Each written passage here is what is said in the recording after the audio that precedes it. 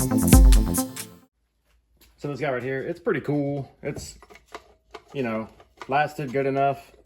But this is just wood. And then we tried putting these little clips. We tried putting these little clips on here where it like gets into the siding of the house. And this thing, like a bee could buzz past it and it'll fall out. Like, I don't know if I just got some bunk clips or what the deal is, but it falls all the time. You can see it's been busted. Not even just because of the hail or whatever. Plus it's wood, so it's like, it wasn't made to last. And the paint's coming off. It just looks really... Look at that, see? Stuff's flying off already. So it's time to upgrade this bad boy.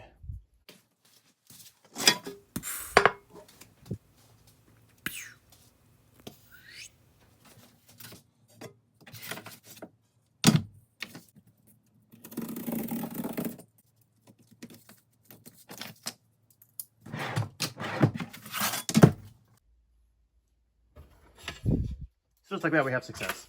So this is what I'm figuring here, is that with this fella right here, this is about 12 1/8 by 12 1/8. And so I'm trying to get my address, the 114, but I don't want to start making ones that don't look symmetrical, because the 4, I don't really care about. It could be standalone. And I want the ones to be clear and tall and span the length of this piece of aluminum, but I don't want them to obviously look different because that would be stupid. So I have this little piece right here, which is going to mimic these guys right here. So this is 2.5 by 12 1/8. So I'm going to make my template. I'm going to make a 1. I'm not going to have the bottom bit right here, but it is going to be coming up and over, down like this. So if you can imagine, it's going to be yomp, yomp. So if you made it this far, thanks. But you're also probably wondering at this point, why doesn't he just buy these off Amazon? They come 12 inches tall and they're pre-made. You don't have to do all this work. Well, what's the fun in that, you know? But yeah, I'm just going through. I just got this little bevel tool right here. So I'm just trying to get an idea of what I want to look at for the 1. But then as I started doing the first side of this cardboard template, I'm thinking, is that what I really want? I don't know.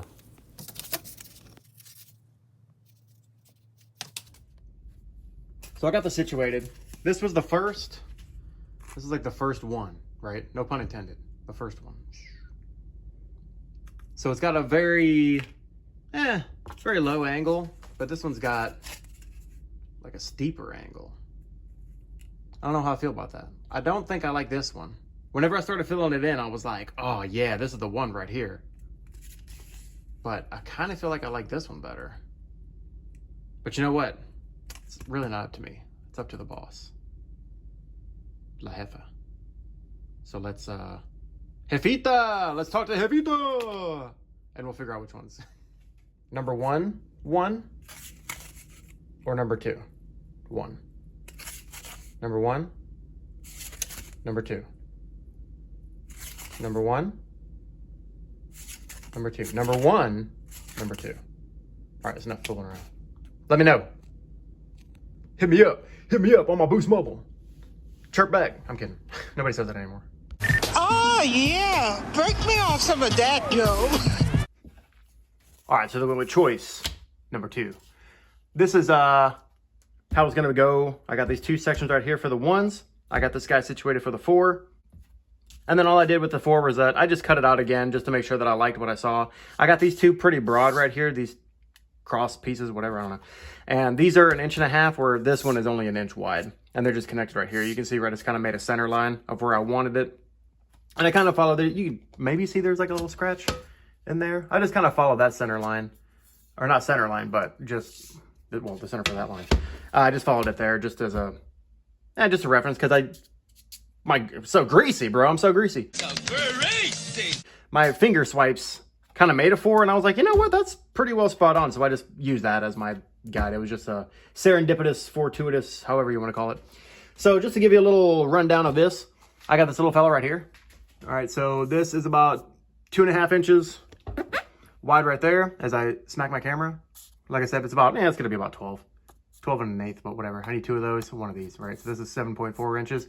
Here we go. The next step that I got, I started taping this down before I got too happy. I realized that I need to cut it on the bandsaw. So I'm going to cut this section out right here, cut this section out right here, and then I'm going to leave this section alone. and then figure out how I'm gonna get in here. Maybe I'll just like drill something and then hacksaw it. I don't know. It's aluminum. What I don't want to use is this fella right here, because it has catastrophically failed on me way too many times, and I don't want to nick the aluminum and cause like some sort of deleterious effect that's going to look really crappy. So bloop. That is how that's gonna roll right there. I'm just gonna do the rest by hand. I'm gonna try to do as much as I can on the bandsaw because it's aluminum. It should be able to, aluminum! Aluminum! They don't scare you? Fine. It should be able to cut without a problem. And it's just, you know, there's no like intricate waviness, which is kind of nice. So I can just take my time and then just cut through as I see fit. So let's do that next. All right, so we're getting started cutting this metal. The thing about these soft metals like aluminum, I cut brass on my bandsaw and even copper. Just take your time, go slow, and protect those fingers. So the only thing is that like you'll get this nasty burr, but I make quick work of that with the file. And I want to keep it flat against the bed for my next cut. And I'm using reproducibility here with my magnetic fence that I have a video for. I'll leave it in the description if you're interested in that. But here we go. Yahtzee. So I wasn't exactly sure how I was going to get into the intricacies of the corners, but I figured using 2 Sharpies was going to be the best bet. I just kind of go in with this first one and just lay the line with this thin point right here. That way I can get this corner piece, and then I thicken it up with the Booyah Sharpie. Always make sure that you buddy tab your stuff, right? You don't want to screw your buddy over, even if it's just yourself. So now I got 2 ones to cut. I'm going to knock out the 4, and then we'll smack it back on the bandsaw. And if you're wondering, hey man, these lines look really jiggly because of the jiggliness of the 1 on the cardboard, or the 4, whatever, 4, then yeah, I realize that. But you know what? That's why we got these babies, because we're gonna clean it up. We're gonna clean it up with this. Bandsaw is just for rough cuts, right? We can knock off the easy stuff, and then we'll clean it up. We'll clean it up. And then I'm gonna drill, bloop, drill, bloop, and then mount, bloop. Paint? I don't know, probably, because I'm sure this is gonna get really reflective really quick. I might dull it out with some buffing stuff. I might buff it out. Should buff out. But yeah. But that's later. That's for future cozy to deal with. Right now, let's make it cozy.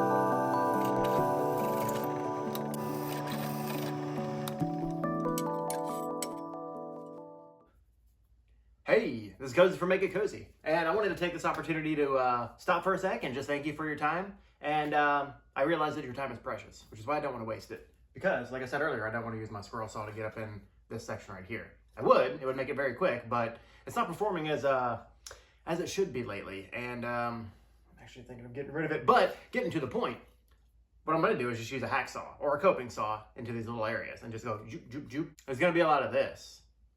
I mean, you might as well just watch me brush my teeth. So let's just go ahead and skip to the good part. To this.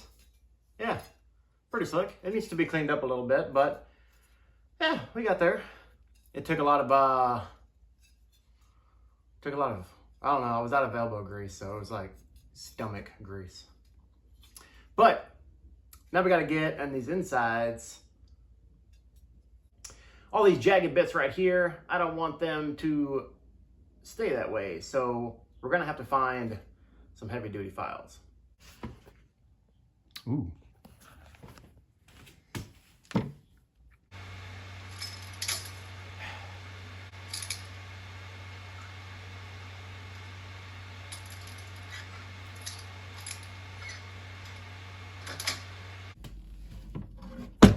Got it.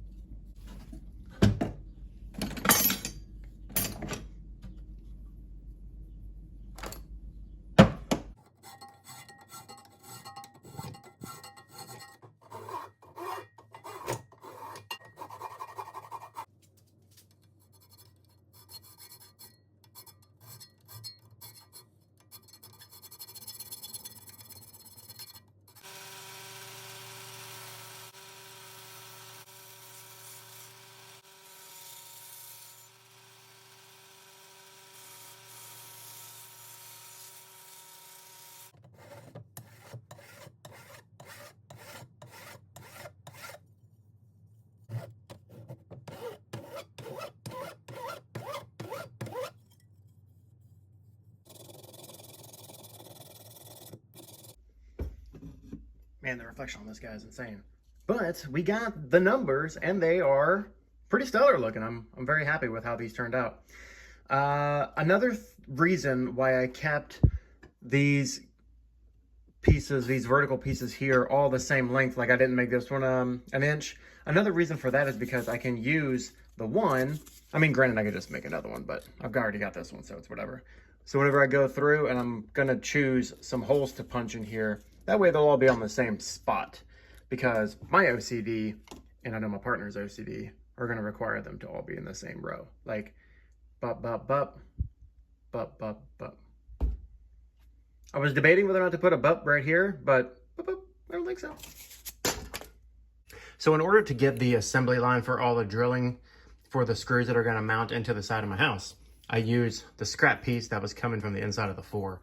And what I did there was that I started the big hole with the drill bit on the drill press. That's a 5/16.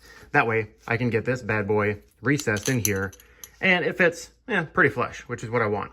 Now, the reason I have the impact driver and the drill here, this one is on a 13/64, which is going to accommodate the screw, and this one's on a 1/16. That way, I can just drill from both sides and have pilot holes with this little fella, so that I know that there's going to be less cleanup later on. So that, like, you know, this doesn't mushroom out this way, or there's stuff here. Like, I can file out the top, it's not a big deal. And I can always just go through it again with the drill press if I need to clean it up. Now I have the drill press on the stop so that I just consistently drill and I don't have to think about it. That way I can just drill without puncturing all the way through the scrap piece, which would obviously be detrimental to what I want to do. And for this right here, for this one, I figured that I went, since this is 1.5 inches, I did 3/4, 3/4. And then for here, I went down 1 inch and then 3/4. That's all it's gonna be. So I'm gonna drill these out, boop, boop, boop, boop, boop, boop, and then we'll get ready to mount this bad boy.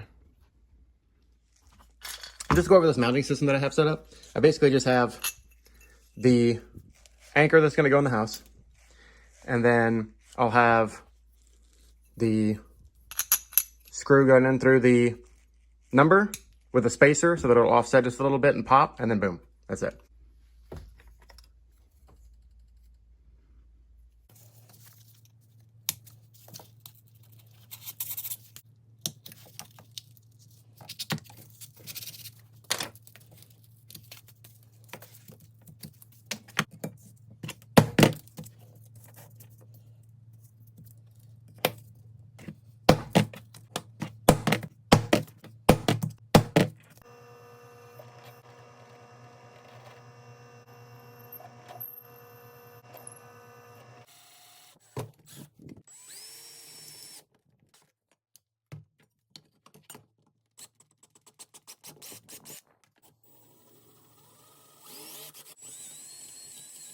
These guys are all scuffed up, and I did this for a couple of reasons. One, because like if we decide to leave them metallic, at least it won't shine so much in the summertime whenever the sun is, you know, gonna be blinding people. I don't want to blind my mailman and have him trip or something. Or if like the snow is falling in the wintertime and it's reflecting like 2 mirrors, you know, it's like laser beamed into your forehead, and then it's gonna, like, you know, whenever you had the magnifying glass on the ants as a kid, it's like they said you weren't, you know, psychopathic or like sociopathic, but anyways, I digress. That's phase 1, right? So it's less reflective. The other reason is because like if I decide to paint these, then it'll have a scuffed up surface for the paint to adhere to, which would just ensure longevity for that.